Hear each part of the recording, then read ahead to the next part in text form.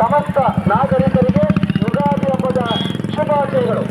ಈ ಹಬ್ಬದ ಆಚರಣೆ ಸಮಯದಲ್ಲಿ ಕಲ್ಯಾಣ ಮಂಟಪ, ಹೋಟೆಲ್, ವಸತಿ ಗೃಹಗಳು, ಮನೆ, ತೋಟದ ಮನೆಗಳು, ರಸ್ತೆಯ ಬದಿಗಳಲ್ಲಿ ಹಾಗೂ ಹಳ್ಳಿಗಳಲ್ಲಿ ಜೂಜಾಡುವುದನ್ನು ನಿಷೇಧಿಸಲಾಗಿದೆ.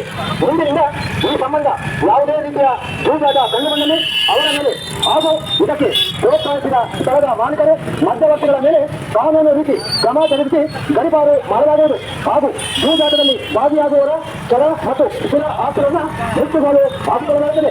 ಆದ್ದರಿಂದ ಸಾರ್ವಜನಿಕರು ಯಾವುದೇ ರೀತಿಯ ಜೂಜಾಟದಲ್ಲಿ ತೊಡಗುವುದಾಗಲಿ, ಅದಕ್ಕೆ ಅವಕಾಶ ಮಾಡಿಕೊಡುವುದಾಗಲಿ, ಪ್ರೋತ್ಸಾಹ ಪಡೆಯುವುದಾಗಲಿ ಮಾಡಬಾರದಾಗಿ ಈ ಮೂಲಕ 9/4/2024 ನಡೆಯುವ ಯುಗಾದಿ ಹಬ್ಬದ ಆಚರಣೆಯ ಸಮಯದಲ್ಲಿ ಜಿಲ್ಲೆಯ ಯಾವುದೇ ಹೋಟೆಲ್, ವಸತಿ ಗೃಹ, ತೋಟದ ಮನೆ, ರಸ್ತೆ ಬದಿ ಅಥವಾ ಟೆಂಟ್ ನಿರ್ಮಿಸಿಕೊಂಡು ಜೂಜಾಡುವುದನ್ನು ನಿಷೇಧಿಸಲಾಗಿದೆ.